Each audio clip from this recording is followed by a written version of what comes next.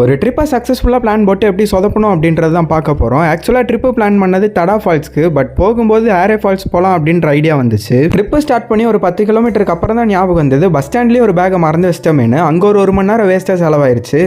சரின்ட்டு வர வழியில் டீ குடிக்கலாமேன்னு நிறுத்தினா டீ கடையில் கோனே ஃபால்ஸில் தண்ணி நல்லா இருக்குப்பா அப்படின்னு சொல்லி ஏமாற்றிட்டாங்க.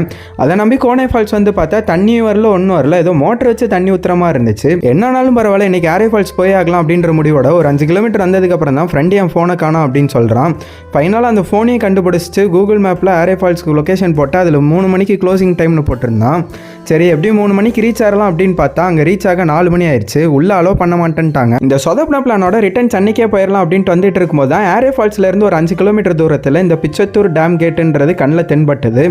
ஏதோ ஒன்றும் கிடைக்காததுக்கு இது எவ்வளவோ பரவாயில்லையே அப்படின்ற மாதிரி தான் ஃபீல் ஆச்சு. இந்த டேமோட வியூ பாயிண்ட்டும் இந்த இடத்துல குளிக்கிறது கொஞ்சமாக இடமும் இருந்தது. இந்த இடம் பார்க்கறதுக்கு ரொம்பவே சூப்பராக இருந்துச்சு. ஃபைனலாக